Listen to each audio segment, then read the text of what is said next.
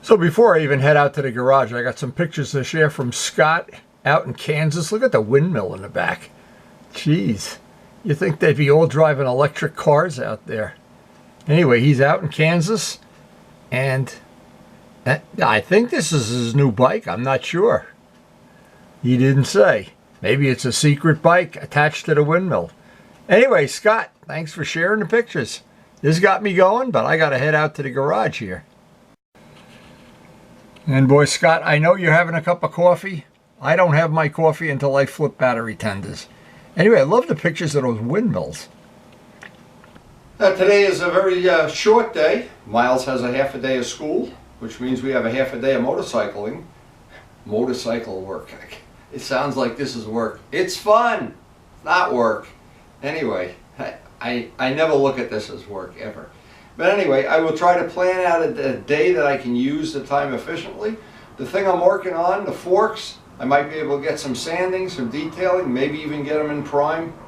I don't know, depending on how this day plays out. Karen has some errands to do, and like I said, it's a short day, but I always like to get something done every day. Now, even a small collection of motorcycles like this, and I would say this is a very small collection. There's always something to do. There's always something that needs maintenance, always something that needs to be polished, always something that needs tires changed, batteries, oil changes.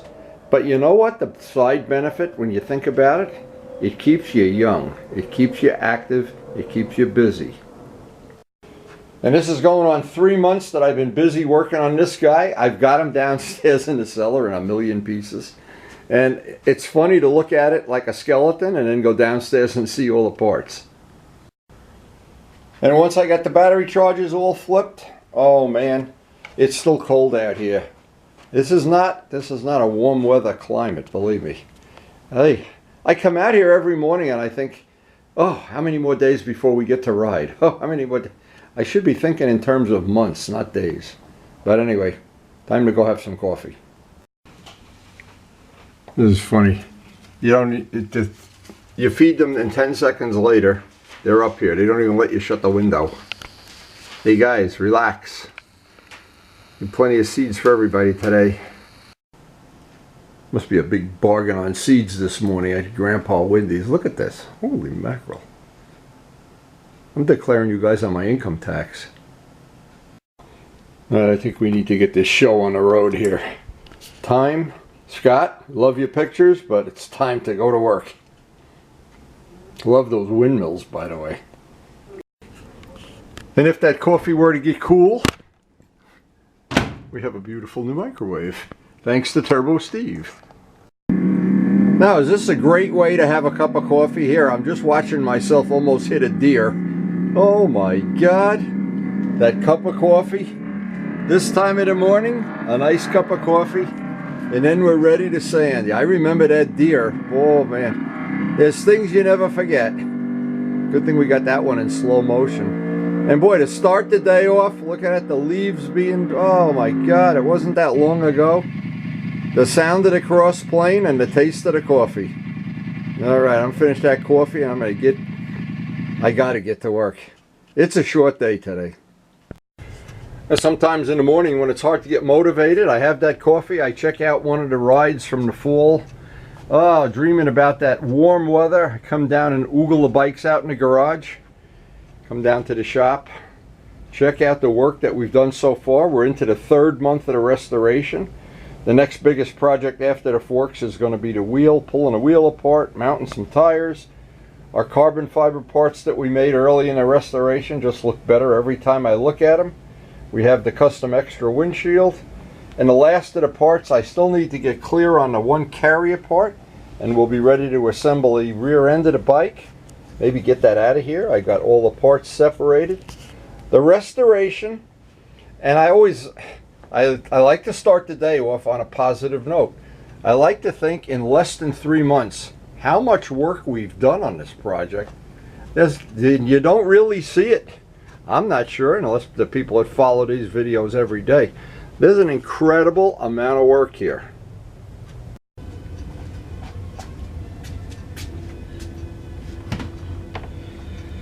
Now the next part of this that I have to deal with, I have to figure out exactly how I want to do this. And I thought this was going to be a lot simpler, but it turned out, like a lot of things in life, not that simple. So I thought what I do, I have all this tape left over from the FCR because I want to have a clean edge on this, and I've got to back mask. I've got to back mask the whole upper part of this. And the most difficult thing is I've got to figure out exactly which ones of these bolt holes. These will be concealed. These I want to back mask, and I want to back mask in there somehow. It's a little tricky. See, I don't want to have the holes all full of paint and have to scrape it out with an X-Acto knife later on. So in my case, I've just got to think this through. And because it's early in the morning, sometimes you think it through and it takes a little longer than necessary. But anyway, I want to get this seal to be now I didn't think about this, but maybe this comes right up. No, it doesn't. Like some of the dust covers, you can peel them up. The dust cover you can peel up, but this little gizmo here, that's not coming up. So because it's not coming up, I want to get a hard seal on this. I want it to be a nice smooth edge. This might be a little bit trickier than it looks. And then back masking this, because we're on a short day, I don't want to start anything that I would only get halfway through. I like to stop at a, well, reasonable step anyway. But now I've got a hard edge on that. Now I can back mask from that tape up. Yeah, that'll be fine. And again, some of these things I don't want to get paint in. And an example is where the calipers bolt on. I will make sure I back mask that. This has all got to get sanded. This has to get back masked. Okay, so we've got that. Now we can think about, and I always thank the late Walt Prey for giving us some really good quality information as far as back masking goes. This is one of the best tricks I know of. I'm hoping we can, just hoping this is going to back mask the way I want it to. See, this is a thing you never know until you actually do it. And when it's done, you say, oh, that was easy. But I was thinking about this last night. How do I want to actually do this? Okay, because here's the whole thing in a nutshell. I don't want to have, while I'm sanding this and grinding away on it, I don't want all the dust and grit and dirt getting anywhere near those fork seals and the dust seal. So I may or may not have to re-back mask this when I'm done. Yeah, this should be okay. But I want it, because there's going to be sanding grit and everything up here, maybe that's going to be the answer. Well, I guess this is the thing we're going to find out. Okay, so that would allow me to get that part done. This part up here, I guess I should put some tape on that. Until I actually do a part, I'm really never sure how it's going to play out. But I do know that painting the lower legs of the forks is part of the vision I have for this, the final project. That's going to be part of it. So again, I wanted to show one of these in real time. The other one can be done off camera so that somebody would get an idea of exactly, like a before and after, what's involved. So I thought this through, and I'm really trying to figure out, this one needs to get back masked. This is going to be, this is trickier than you think it is. Not sure. I'm not sure I'm going to get this exactly right until I think this through a few times. This I don't want to get paint on, and after I sand this fork leg, I'm sure I may have to go back and redo some of these. I'm not sure. But I think if I take care of this one, and I know anything where the brake caliper bolts go, I don't want to have the paint as an interference. That's for sure. So if I do that, I don't need this one. This one is in the front. This one gets covered. You know what? I'm going to do them all anyway. I know this might be overkill. And see, what I'm trying to avoid is the fact that when you don't back mask this and you get a paint buildup, then you go to put the calipers on And where the edge of the paint is, where the bolt ends, you wind up having a problem with the paint. It wants to tear the paint. Where if you do this, now the other choice is, when I'm all done, I could take a brand new razor and just remove the paint.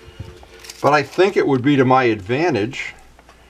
And since I'm not doing this as if I'm trying to get paid by the hour or something. Now I know all of these have to get done, so there's no point.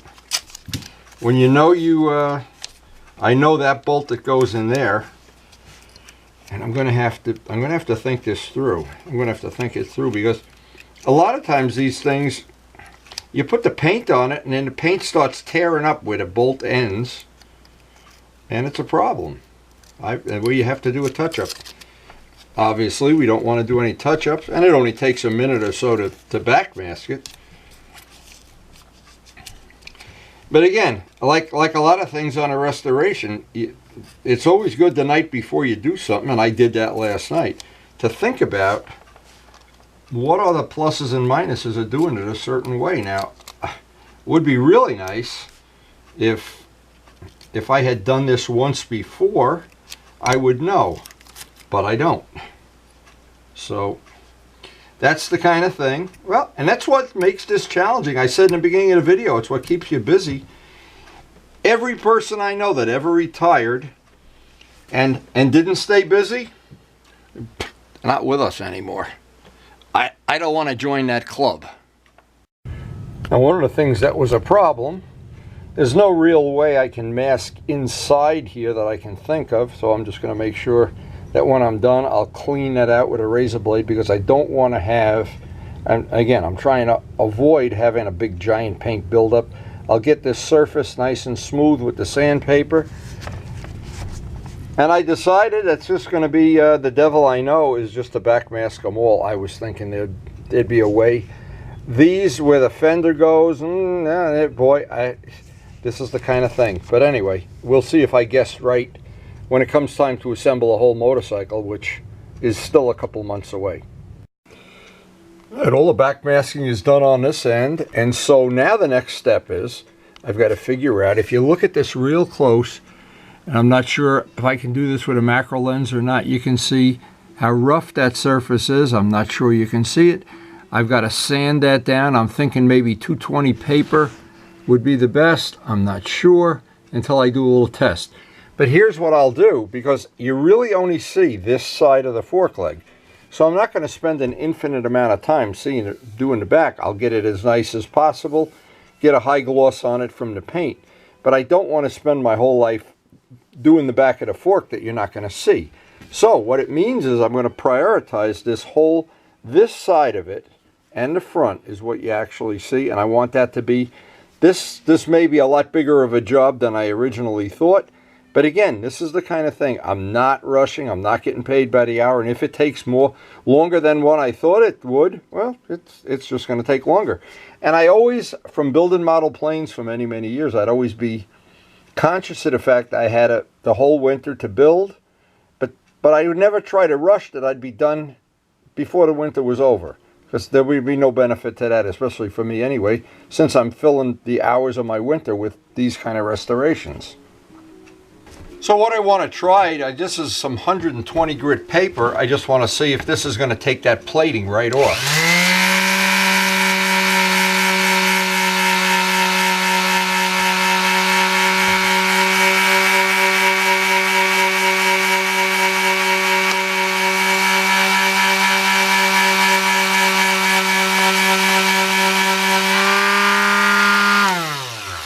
So using our little Harbor Freight tool, now that looks like, I'm not sure, this is some kind of paint. It probably is paint. Yeah, it is paint.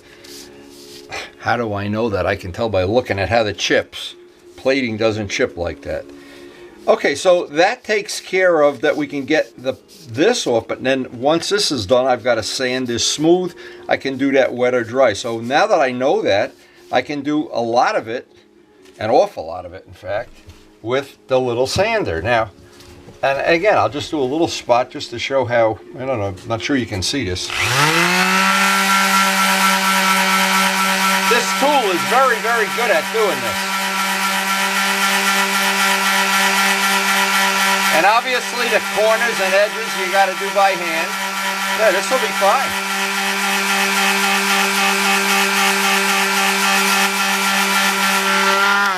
So one thing I see already, where this is a casting, of course this is cast, here's where the mold comes together. We're going to try to get rid of that line.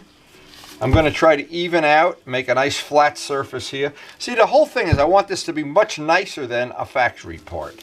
A factory wouldn't take the time to do this. These letters, I'll try to grind that off. Some grinding I can do in here with a Dremel tool. This, as I see how this is evolving, we may not get this painted at all today. This may turn out to be a 2-day sanding. But again, that's the thing, is when you uncover something that's going to take a lot longer, is not to try to rush it. That's the mistake that you fall into, whether it's a model plane or a car or a motorcycle. Is you stumble upon something you see is going to take extra time, pay the price. Because we're in the middle of the winter. Who the hell knows, we're not going to get snowed in a couple of days. So anyway, another thing where this, I wanted to show this, where the plating is chipping here. This is something I would want to do because this is going to be a compression fit.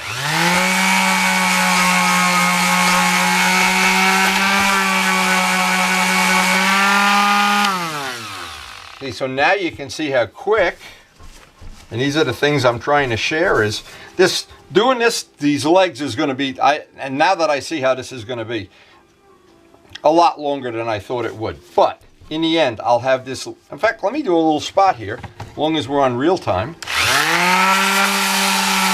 I'd like not to see that ridge.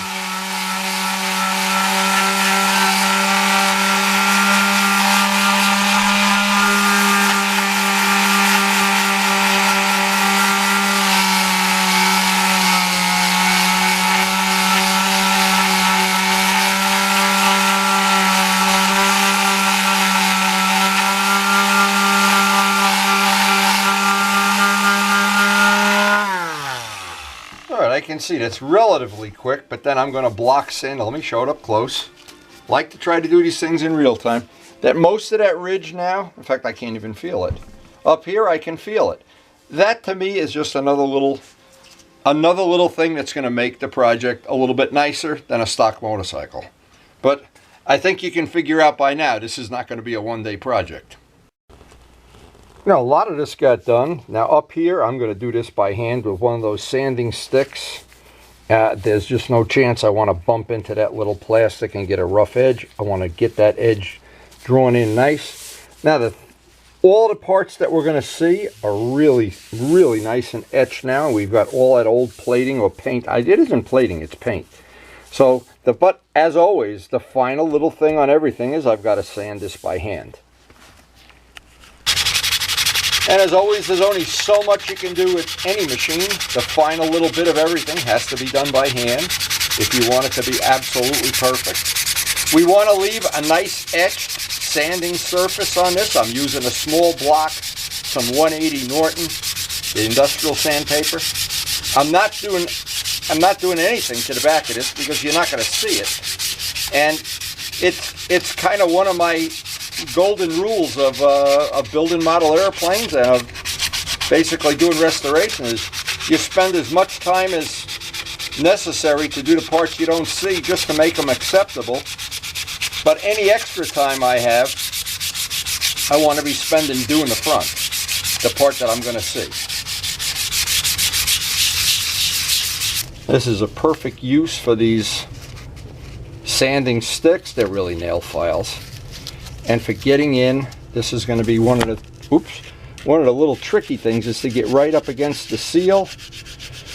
Any other little areas here that I want to get the paint that comes from Kawasaki, which seems to be coming off pretty easily. But again, I don't want to run a power tool up against it. There's always an amount you can do with the power tool, and there's always, if you try to do too much, like get up by this seal, you're going to wind up having a problem, that's for sure. But as this evolved, and it's evolved over the course of a whole day, this really took a lot longer than I thought it would. A lot of things do that, but then you got to always be careful you're not tempted to say, I'll just skip that. So, So anyway, they're handy for in here. getting a radius.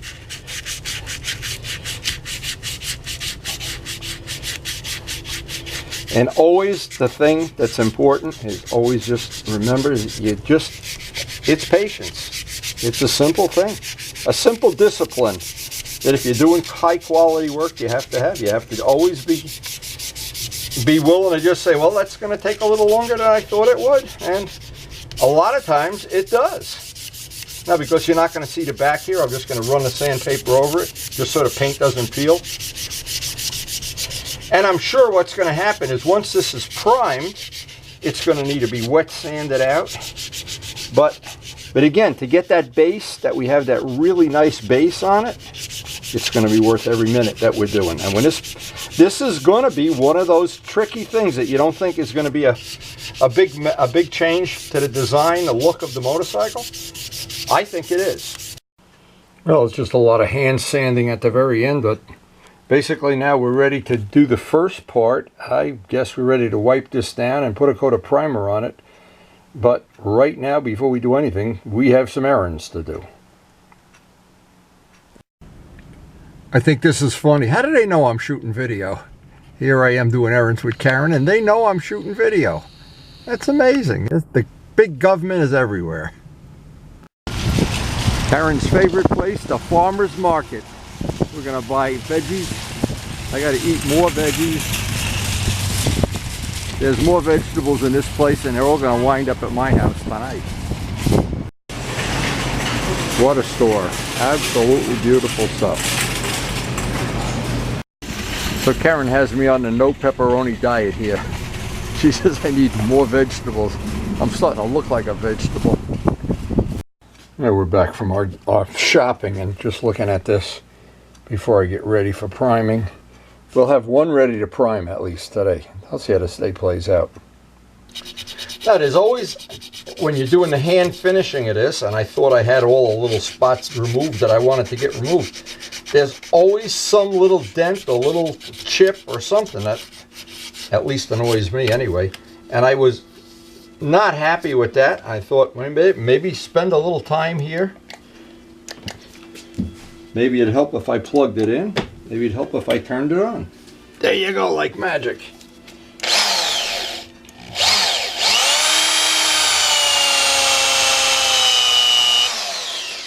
Perfect.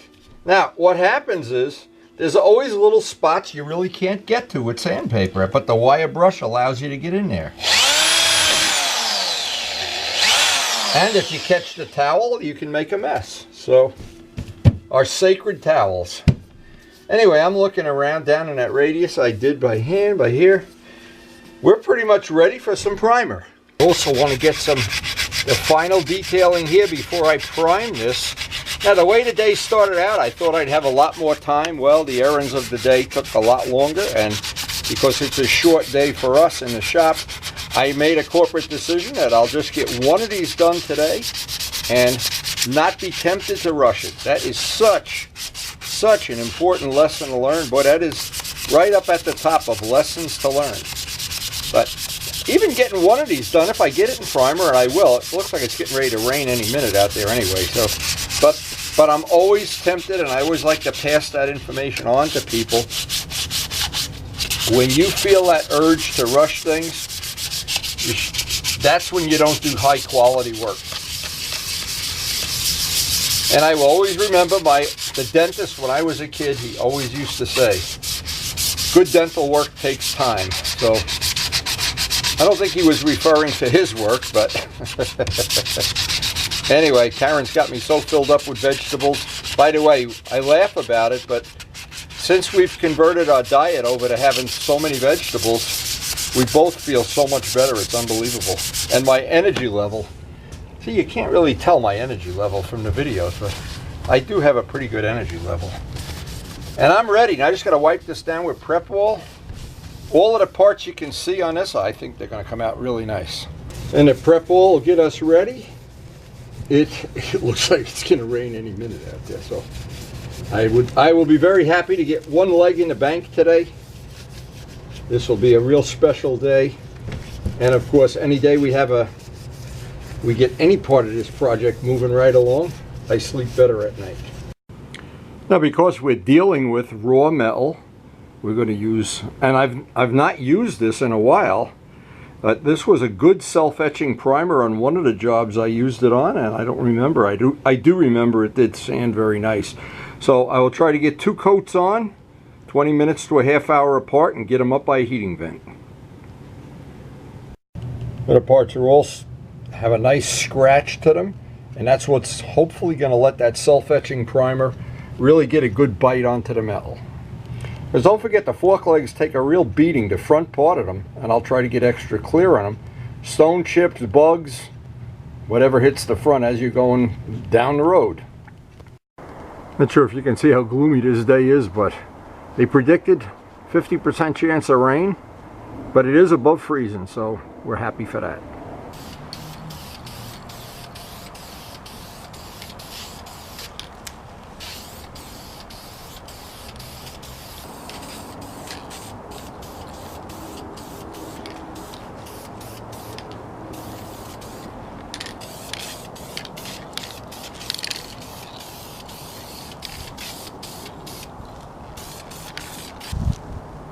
Okay, we got 2 coats, about 20 minutes apart. This should be just perfect.